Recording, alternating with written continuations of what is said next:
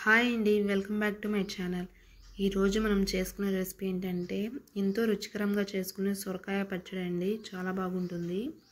వేడి వేడి అన్నంలోకి కాస్త నెయ్యి సొరకాయ పచ్చడి వేసి కలుపుకొని తింటుంటే చాలా బాగుంటుందండి. నోరు బాలేనప్పుడు ఇలా చేసుకొని తినండి, చాలా బాగుంటుంది. ముందుగా కడాయి పెట్టుకొని 1 టేబుల్ స్పూన్ జీలకర్ర వేసుకున్నాను. 1 టేబుల్ స్పూన్ ధనియాలు వేసుకున్నాను. ఈ ధనియాలు జీలకర్రని మంచిగా వేయించుకోండి. ఎక్కువ వేగాల్సిన అవసరం లేదండి, మార్చకండి, టేస్ట్ మారిపోతుంది. లైట్గా వేయించుకుంటే చాలు, స్మెల్ మంచిగా వస్తుందండి. అప్పుడు దాకా వేయించుకోండి చాలు. ఈ వేయించుకున్న దాన్ని ఒక బౌల్లోకి తీసుకొని పక్కన పెట్టుకోండి. మెయిన్ ఇంగ్రీడియంట్ వచ్చేసి మన సొరకాయ అండి. ఒక లేత సొరకాయ తీసుకున్నాను నేనైతే. ఒక లేత సొరకాయ హాఫ్ తీసుకున్నానండి. మంచిగా తొక్క తీసేసి సన్నగా ముక్కలు తరిగి పెట్టుకున్నాను, చూశారు కదా. ఇప్పుడు కడాయిలోకి 1.5 టేబుల్ స్పూన్ ఆయిల్ యాడ్ చేసుకున్నాను. దానిలోకి ఒక 6-7 పచ్చిమిర్చి వేసుకున్నానండి, వేయించుకుంటున్నాను.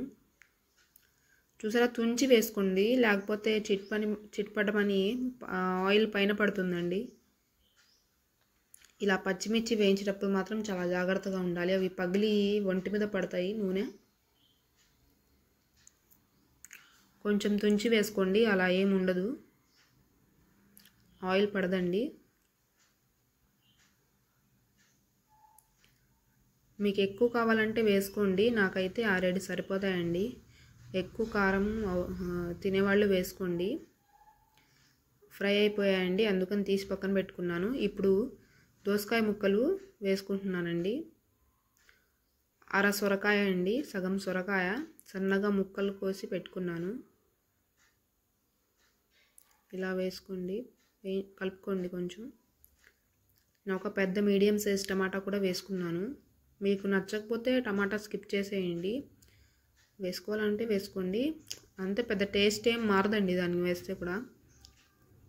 మగ్గనిద్దాం. ప్లేట్ తీసి చూద్దామండి.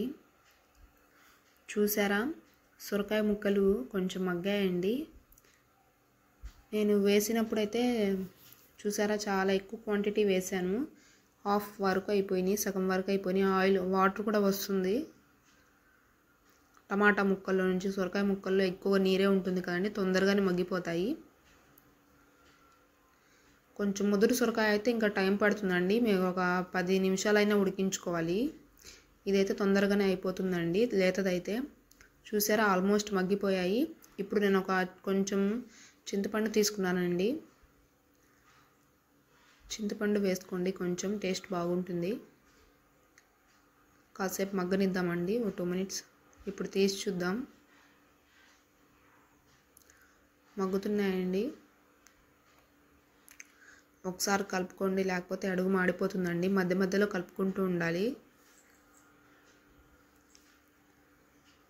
వాటర్ చూసారా, మంచిగా వచ్చాయి. సొరకాయ ముక్కలు మగ్గిపోయాయండి ఆల్మోస్ట్. చూసారా, ఇలా అంటే కూడా ఇదైపోయాయి, మెదిగిపోతున్నాయి. ఇలా పచ్చళ్ళు చేసుకునేటప్పుడు మీ దగ్గర రోలు అవి ఉంటే మంచిగా రోకల్లో వేసి నూరుకోండి, పచ్చడి చాలా టేస్ట్ బాగుంటుంది. ఇప్పటి కాలాల్లో ఎవరి దగ్గర ఉంటున్నాయండి ఇవన్నీ, మొత్తం మిక్సీలే, దానిలోనే వేసుకొని తిప్పుకోవాలి.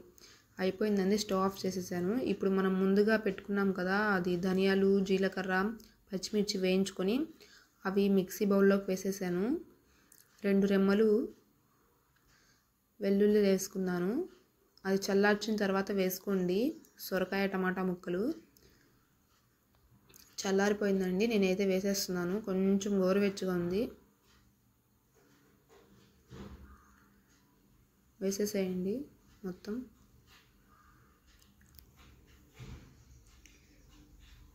రోకల్లో ఉంటే మాత్రం దానిలో తప్పకుండా నూరుకోండి, చాలా టేస్ట్ బాగుంటుంది. మిక్సీలో కంటే, మిక్సీలో కూడా మొత్తం పేస్ట్ లాగా వేయొద్దండి. ఎప్పుడైనా కొంచెం కళ్ళుప్పు తీసుకున్నాను, 1 టేబుల్ స్పూన్. మొత్తం పేస్ట్ లాగా కాకుండా కొంచెం బరకగా వేసుకున్నానండి. చూసారా, మంచిగా వచ్చింది. పోపు ఏం పెట్టాల్సిన అవసరం లేదండి, మీ ఇష్టం, పెట్టుకుంటే పోపు వేసుకోండి. నాకైతే ఇలాగే ఇష్టం, పోపు వేయాల్సినంత అవసరమే లేదు దీనికి. మనం బౌల్లోకి తీసుకుందామండి. సొరకాయ పచ్చడి వేడి వేడి అన్నంలోకి నెయ్యి వేసుకొని పచ్చడి వేసుకొని తింటే చాలా బాగుంటుందండి. పాతకాల పద్ధతిలో అసలు ఒక్కసారి ట్రై చేసి చూడండి, మంచిగా ఉంటుంది. అసలు మీరు వదిలిపెట్టరండి ఎప్పుడు. ఈ వీడియో కానీ మీకు నచ్చినట్టయితే లైక్ చేయండి, షేర్ చేయండి, కామెంట్ చేయండి అండ్ నా ఛానల్ని సబ్స్క్రైబ్ చేసుకోండి. లాస్ట్లో నేనైతే కొంచెం కొత్తిమీర తీసుకొని గార్నిషింగ్ చేశానండి. Thank you for watching.